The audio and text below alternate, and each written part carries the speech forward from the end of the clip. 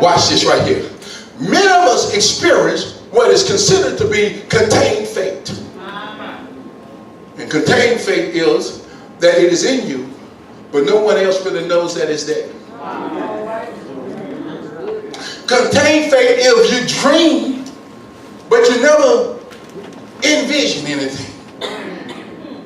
Contained faith is that you have things you want to get done, but nobody ever see you do them. Because you settled for having your faith in a container that nobody knows the evidence of it. Nobody never knew you dreamed. Nobody never knew that you wanted to experience greatness in certain areas of your life. Nobody never knew the fact that you wanted to be a doctor, you wanted to be a lawyer, you wanted to be a pastor, you wanted to be a leader, or you wanted to be a businessman. Nobody ever known that you really wanted to be the head of the class and not the end of the class. Nobody really knows it because you allowed your belief to be contained by the circumstances that have set you, that you've been set in. And so when you come to Hebrews chapter 12, there are people who believe and then they don't believe. Sound familiar? I believe but I don't believe. These people started off a journey and they began to experience a faith that they've never experienced before. Yeah, they had religious faith. It was part of Judaism. Judaizers. They had a long history of it, family history of it. And at the end of the day, they yet had what was considered a contained faith. Their faith never moved them into the reality of the word that they read. Their faith never moved them into the experience of the Spirit of God that was upon man to cause him to do great things. And they only read the narrative of what somebody else did. They admired them. They appreciated them. They liked what they did. They celebrated Moses. They celebrated Abraham. They celebrated Isaac. They celebrated Jacob. But the problem is they never gave themselves anything. They never gave from themselves something that somebody else wanted to celebrate. And they were satisfied with association. And too many of us in this room get satisfied with association. The problem I have with people who get lost in church and get lost in sitting there and doing nothing is that each Sunday you would say, I can come to a place and I can associate with greatness, but I cannot be part of or I don't produce greatness. The church is never intended for you to become into an admirer of what happens here. The church was always purposed to empower you to cause something to happen beyond here. The reason why Jesus spent more time in synagogues and in the field and in the hills preaching, because he was trying to empower people to live beyond the church experience, live beyond the temple worship, live beyond the synagogue. Your best work, your greatest work is not inside the church, it's outside the church. But you got to get people to believe that. God ain't satisfied with you showing up here on Sunday morning, waving your hand, singing your song, praying your prayer, and then leaving out doing nothing. Because now you've invalidated his power. Now you've invalidated his worship. Now you've invalidated his witness. Because now the witness is the church shows up in a place, but it never brings nothing from it. And the church become insignificant. And the move become insignificant. And your faith become insignificant. And you become insignificant. And that's why people rather hear people all messed up on television than to hear you, because you're no longer salt and you're no longer light. And the reason why you're no longer salt and light, not because of your morality, but because of your lack of faith and belief. Amen. It's got to get you out of here. He invites them to believe. He says, it's not only sin that you'll compare us about with so great a cloud of witness. Do I at least get this? I got it? Okay, give me these. Let us believe. All of us would say, when the Hebrew writer said, let us lay aside every weight and every sin. We spend so much time. How many times the preacher preach about, lay aside your weight and lay aside your sin? And that's what the preaching always circle around. If you're going to be great, you better lay aside your weight and lay aside your sin. Can I help you in this room? Yes, yes. There's only so much sin you're going to be able to lay aside. And there's only so much weight you're going to be able to get rid of. And the problem is that many of us are in false pursuit of trying to get rid of all of our sins, which the devil knows that if he keep you trying to get rid of all your sin, which he know you will never get rid of all your sin, he'll cause you to waste time in areas of your life when you could have been believing and purposely doing other things so you can advance. All right. I'm bothered by churches who spend all day preaching about man's sin and not about man's Savior. I'm bothered by people who spend more time judging what I'm doing over celebrating what Jesus did for all of us, because we all sinned and came short of his glory. I'm bothered by folks who wake up in the morning and able to lie to yourself that you're better than you actually what you really are, when your motives are just not right. If you wake up in the morning and you think that you contain the perfectness in your own self and not in Christ, because when you believe that there's no necessity for a Christ, in which is the most insulting thing to God. Yeah. Glad trouble don't last always, and glad I got a Savior to get it out of my life. Listen, there's sometimes an unfamiliar voice will call you to an unfamiliar place. That's Abraham. I'm going to hit these and we're going to keep rolling. That every one of us in here have read Abraham. Abraham, father faithful. But maybe his greatest feat is that he can hear from somewhere he never heard before. And he's willing to change his whole life. He's willing to give up the inheritance that his father said he would give him. He's willing to walk away from family and tradition, and he's willing to walk away from human ties so that he can establish what he heard. How many of us in here are willing to walk away from inheritance, material things, family ties, familiar places, familiar people, so you can establish that which you heard? Because nobody knows whether or not what you heard was valid. And in the field of dreams, people were talking about he crazy. He done sold the farm. He done did this. He done cut down the corn. All for a voice that he heard. Let me ask you one more time in this room. When the last time you allowed the unfamiliar voice to call you to an unfamiliar place from the familiar?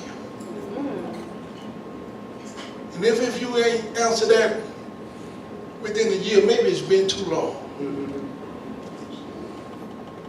Too long. Too long for you, too long for me, too long for... Sometimes you have to envision what you and others cannot see. God wouldn't be God if he didn't give you something that you could not see, and then charge you to make it visible or make it vision. Any person in here that experienced great and went beyond what was the norm and the typical, went beyond your family line, your family standards, went beyond all of that and experienced something different and greater, you know that you had at some point in yourself had to say that I got to see something that have not been shown to me. So many of us are reduplicating what we've already seen, manifesting it over and over and over again. You keep telling yourself you're going to do something different. You keep telling yourself you're going to be somebody different. But you wake up 10, 20 years later and you are your mother and your father. You are your family. You are them. You are everything. You're the same person that when you was younger and when you envisioned that you were wanted, when you still had what I call imagination. We live in a world of reality so much that we forget about that there's a reality of imagination, to dream beyond your reality, to see beyond where you are to where you want to be. Do you? For those senior saints that is in this room suggesting, baby, I'm too old, that's not true.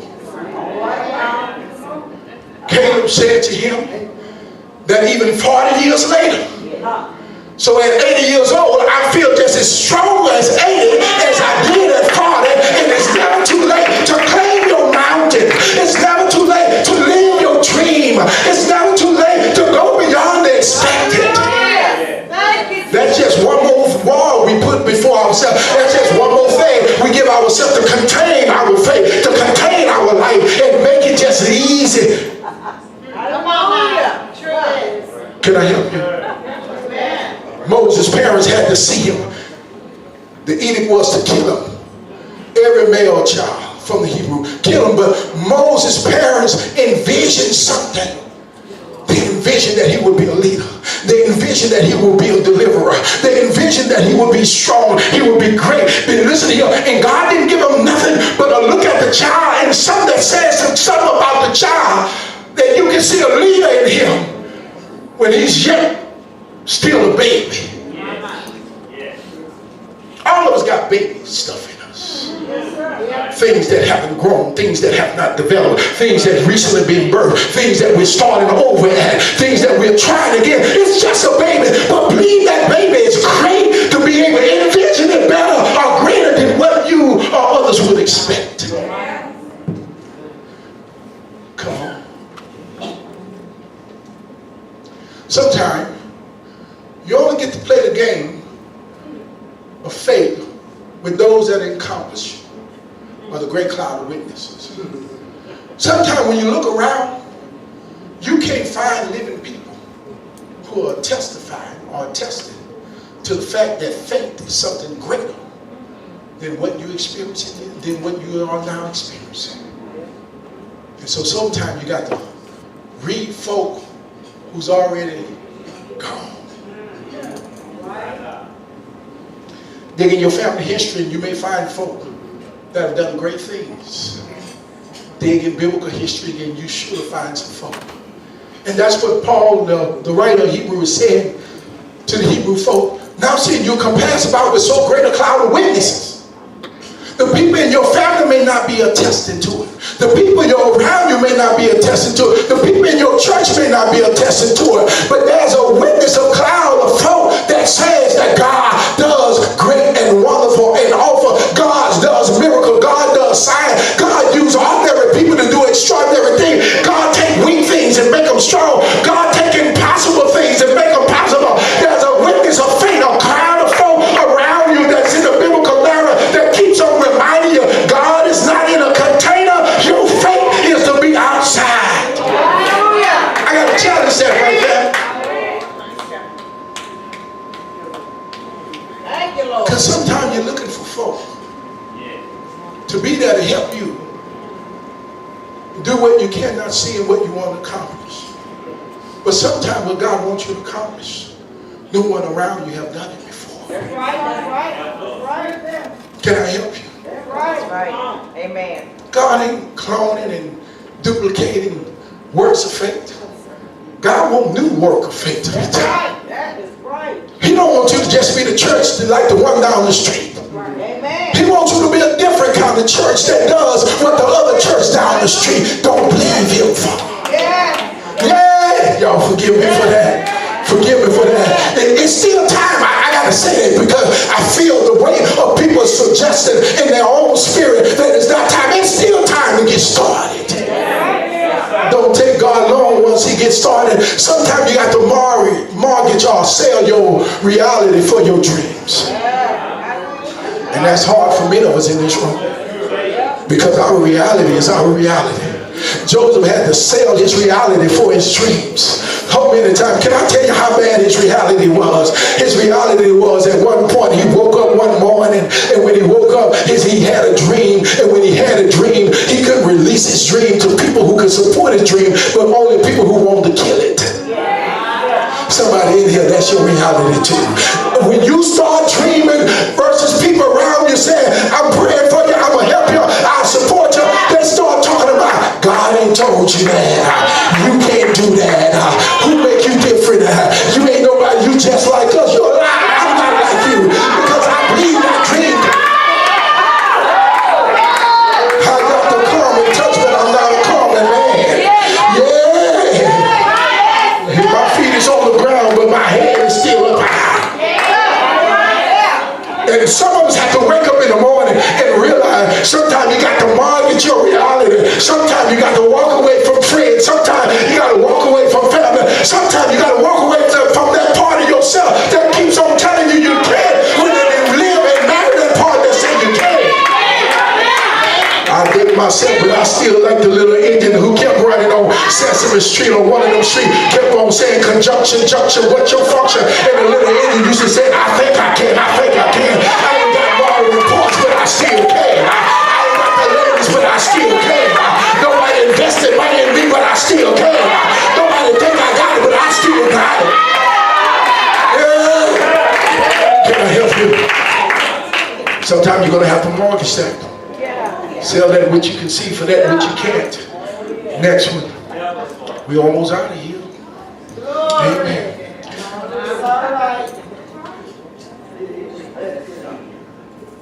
Sometimes only those with your level of faith can see your level of reality. Talk about it. Yeah. Learn it. Yeah. Amen. Because all of us in here ask people, and we take a census of people around us.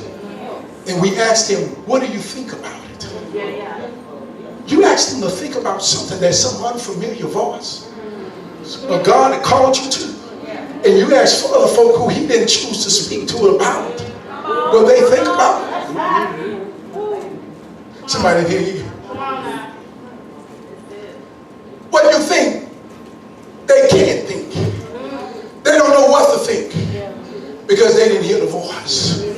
They don't know what to do because they have not been empowered to believe at the level that you believe at. They don't know because they don't have your faith. And what you do is you self-kill your own dream when you start asking folk who doesn't have your level of faith to believe you at a level that they're not at. They're not bad people.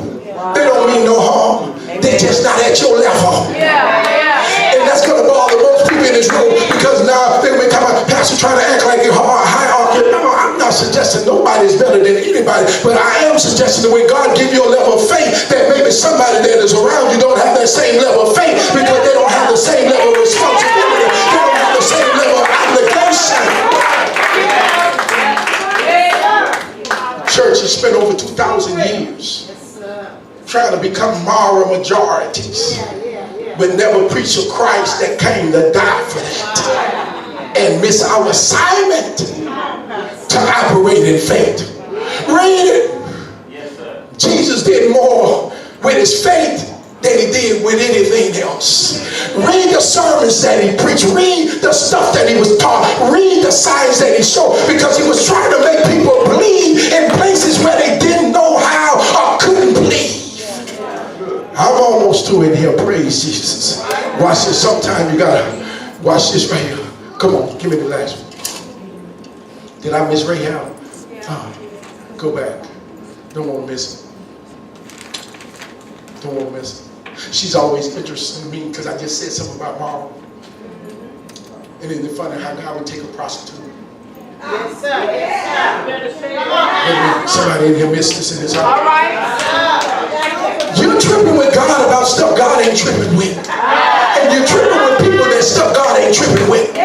Because according to you and your God would not touch her. He would not deal with her. Remember, that's what the Pharisee said to Jesus when the woman came to wipe his hair, his feet with her. He said if he knew what kind of woman it was, he wouldn't let her touch her. Then I got to go back to Old Testament to those same woman reader. Then why did he touch Rahab? Why did he touch Ruth? He keep on touching folk that we say we ought not touch. Because what God knows that even folk that may not be morally right has a faith to believe me in areas where people who think they are. When others experience what you envision, they will make the necessary sacrifices. Watch this here. It's your job and my job to sell the vision of God, the faith of God, to people who don't know God. Those 12 spies, or those 2 spies, showed up. And listen here, and when they searched out the land, and when they needed a place to hide for refuge, that God led them, the Holy Spirit led them to a, can I get away with saying the right, okay, I was truly there, to a harlot house. That ain't what I wanted to say, but y'all got it right. Wait a minute, the Holy Spirit divinely led them in to search it out. And then while they was in the heat of running, then the Holy Spirit led them to a harlot house, to a concubine place, led them to a place. The Holy Spirit led them to the prophet house. The Holy Spirit led them to a place to where they can find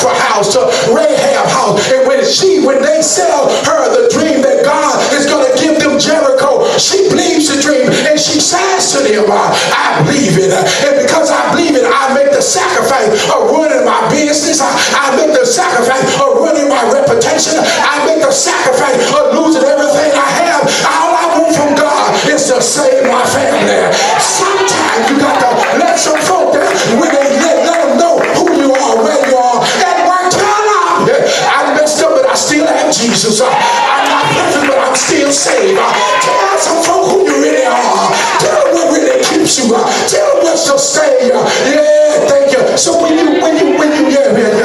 others experience what you envision, they'll make the necessary sacrifices. Thank you, Jesus. Hallelujah. Glory. Watch you. Sometimes your sometime confirms your dreams. Can I help you in here? There's a place in the movie when Kevin Costner's wife is protesting now because they're losing everything. He's actually mortgaging his reality for his dream. He's actually heard the voice. Now she have heard the voice. And she knows, but at some point her faith stops and says, no, not Father. And this is what I love about God. God will never ever send you a place to prepare you, or send you a place that he won't prepare you to be able to get there. All right. And so at that point in the movie, she began to say, no, you can't go, you can't do it. He said, no, I got to go to the state. I got to go to New York. He said, I have to go. He was going to get James Earl Jones to invite him to this game that they was playing. He was inviting him. He said, I have to go and I have to go. He said, I dreamed. Watch this. And when he said, I dreamed, that's why you don't keep your dreams to yourself. Tell somebody. He said, I dreamed. She says, were you there with a black man? Were you sitting in the stadium? And she said, I dreamed the same dream. Then the same woman that said, don't go, don't sell, save our house, said, you got to go. She packed him up, got ready. And sometimes the soul tie, that's why you be careful who you make soul ties with. Don't make soul ties with naysayers. The Bible said, not with angry folk. Don't make soul ties with doubters and haters and people that want to contain you and control you. Make soul ties with folk that are open up the container of your faith and confirm it. Tell them I'm looking for folk to confirm my faith, not contain my faith. I'm through. We're out of here. Sometimes you got to give up your best for your dreams. And if nobody else demonstrates that more than anyone, it is God. Sometimes you have to give up your best for your dream. Can I suggest to you that God dreams? That's not a human reality that can be experienced without it being a God reality. I mess people up with that because then they want to theologically argue with me in terms of suggesting that, are you telling me everything I experience God knows, or either God experienced or God possessed it or he have it? I'm telling you yes. There's no manifestation of anything in the earth realm that is unknown or uncreated by God. Somebody knew. Contrary to Greek mythology, there's not another God that creates all this stuff and then another that creates the good and the bad. No, you and I have a mono, or God who created it all. And the question was raised in Jeremiah in terms of God. God said, I create both good and evil. Can I help you? If you dream, then guess who else dreams? He definitely possesses it. Because the Bible said God gave Joseph a dream. God gave Daniel a dream. God gave Caiaphas a dream. Pilate a dream. So whenever dreams happen, it comes from a reality, not just of your mind, but sometimes God shares his dream and he put it in you to believe, to see. And God had a dream. And he dreamed that man, no matter how far he strayed, that he would find a bridge to be able to lead him back across to him. He had a dream. The way he wanted every man and every woman to be free from the penalty and the problem and the issue of sin. He had a dream. He so loved what he dreamed that he gave his best for it. He gave his best. Monogenes means the only of, not another one. And so when he monogenes this son, that means that he's a son unlike the son you are, or unlike the daughter you are. There's absolutely no one else would ever be a son like him again. And he was God's best. At best, it's described that God was inside of his son, reconciling his disobedient sons and daughters back to him. So we won't have to worry about sin when we can worry about things of faith. Can I hear you? God gave his best for his dreams. Can I ask you in this room, I know you have a dream, or you've dreamt before. Did you give it your best in order for you to experience or to give manifestation to it? Dreams become nightmares when we dream of what we're not willing to work on. There are nightmares when we dream of but we're not willing to sacrifice for them. There are nightmares when we dream of but we ain't willing to give up anything in order to experience them or to have them. It's just moth talk. They're just things that tease you in terms of what could be that will never be because you're not willing to give your best in order to experience it. God gave his best for what he wanted. And I want you to ask him and repeat what God wanted. He wanted you. He wanted me. He wanted us. He wanted us. And he wanted us so bad that he gave his best. And I don't care his cross. He allowed him to nail his hands out. He allowed him to walk him from judgment hall to judgment hall. He allowed him to spit on him, mistreat him, misalign him. He allowed him to put thorns on his head. All because God knew that if he was going to get his dream, he had to give his best. And his best had to give his life. You know why you can still dream? You know why you can still believe? Because it's right there in the text say, look unto Jesus, the author and the finisher of your faith. He'll show you how this is done. He's the one that's writing your story. He's the one that's saying that. Look unto Jesus, who's the author and finisher of your faith. My mama ain't my finisher. My daddy ain't my finisher. My family ain't my finisher. My friends ain't my finisher. My naysayers or my haters are not my finisher. But Christ and Christ alone, who's the author and finisher of my faith. This ain't gonna end like he wanted to end. Now he sat down at the throne. Now he has dominion. Now he has power. Now he's over everything. Now he's over everybody. And when you live out your dream, you'll sit at the throne of authority. You'll sit at the throne, yeah.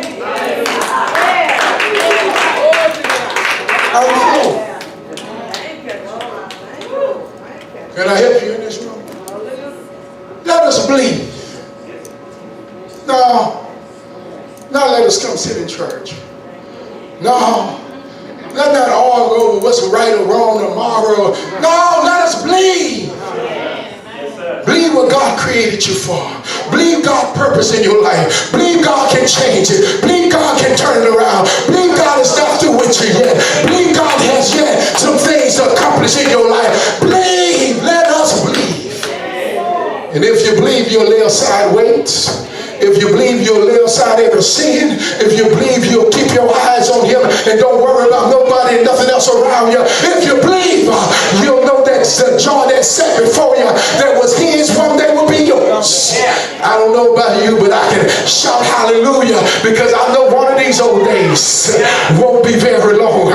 You look for me and I'll be gone up there to sing and shout. Nobody would build me out. I'm going to go testify to angels what faith